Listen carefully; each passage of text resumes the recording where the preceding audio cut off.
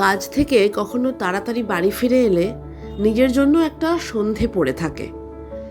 সেই সন্ধে বই পড়া যায়, টিভি দেখা যায়, অথবা কোনো পছন্দের কাজ।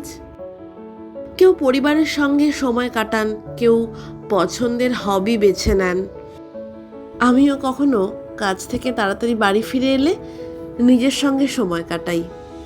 নিজস্ব সময় কথাটার একটা খুব সুন্দর ইংরেজি প্রতিশব্দ আছে, মি টাইম। আজ ইচ্ছে করলো মি টাইম নিয়ে একটু কথা বলতে। মি টাইম বলতে বোঝায় নিজেকে সময় দেওয়া। আমার মতো ব্যাচেলারদের সবটাই তো নিজস্ব সময়, কিন্তু আমি বিশ্বাস করি সবার জীবনে মি টাইম থাকা উচিত। আমাদের চারপাশে আমরা এমন অনেককেই চিনি যাদের বেঁচে থাকাটা কেবল তাদের প্রয়োজনের জন্য। ক্রমাগত দায়িত্ব পালন করতে করতে যদি কখনো খুব ক্লান্ত লাগে, তাহলে নিজের জন্য খুঁজে নিতে হয় মি টাইম। অনেকে সকালবেলা গাছেদের সঙ্গে সময় কাটান। কেউ কেউ সপ্তাহান্তে সব কাজের শেষে একা একাই সিনেমা হলে সিনেমা দেখতে যান।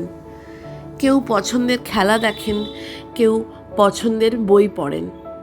যতই কাজ থাক, বাকিদের জন্য বরাদ্দ সময়ে থাক, একটা নির্দিষ্ট সময়ে নিজেকে এবং নিজের যা ভালো লাগে তাকে সময় দেওয়ার এই প্রসেসটা আসলে নিজেকে ভালোবাসারই একটা অংশ।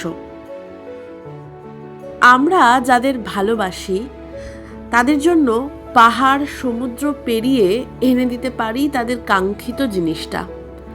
ভালোবাসার মানুষের জন্য আমরা সাধারণত নিজেদের দুঃখ কষ্টের তোয়াক্কা না করেই নিজের সাধ্যের বাইরের কোনো কাজ করতে পারি অনায়াসেই। কিন্তু আমাদের অনেকেরই নিজের জন্য সামান্য এফোর্ট দেওয়ার কথাও মনে থাকে না।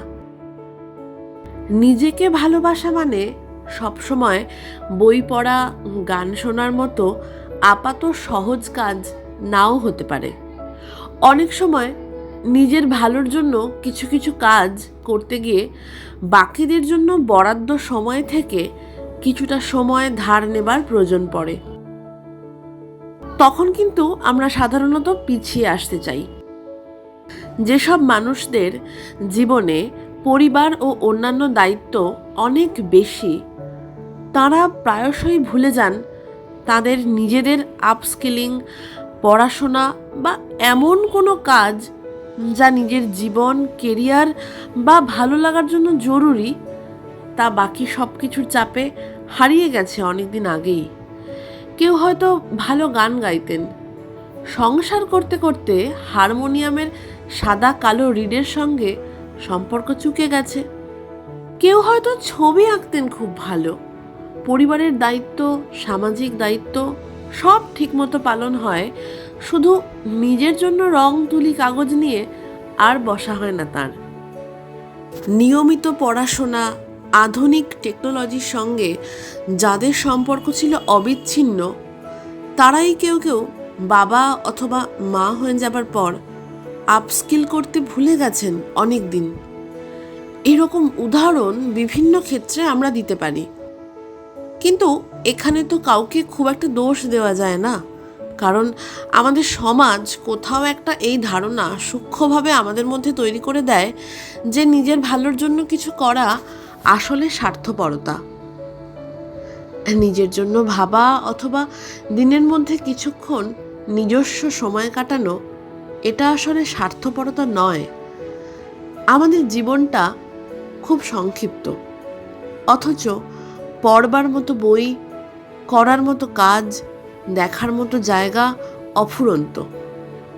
এ জীবনে যা করব ভেবেছিলাম তা তো এই জীবনেই করে যেতে হবে, অন্তত তার বেশিরভাগটাই। একটা সময় আরও বয়স বাড়বে, তখন আর চাইলেও অনেক কিছু করার উপায় থাকবে না। শরীর, বয়স বাঁধা হয়ে দাঁড়াবে। Better late than never. দেরিতে হলেও নিজের ভালো লাগা, ভালোবাসাকে আঁকড়ে নিজের জন্য বাঁচতে শেখা জরুরি। মানুষ তো সবার আগে নিজের, তারপর অন্যের। নিজেকেই যদি নিজের কাছে আপোস করে বাঁচতে হয়, তাহলে অন্য মানুষের কাছে কি উদাহরণ রেখে যাব আমরা? এই পৃথিবী কি সুন্দর! আমাদের চারপাশের প্রকৃতি, গাছেরা, চারপাশের অন্যান্য প্রাণীরা, সকালে বিকেলে দুপুরে আকাশে রঙের খেলা, রাতের তারাভরা আকাশ, সবুজ মাঠ, খেলাধুলো, বন্ধু, ভালোবাসা, পরিবার, সব কিছু নিয়ে কি সুন্দর এই বেঁচে থাকা।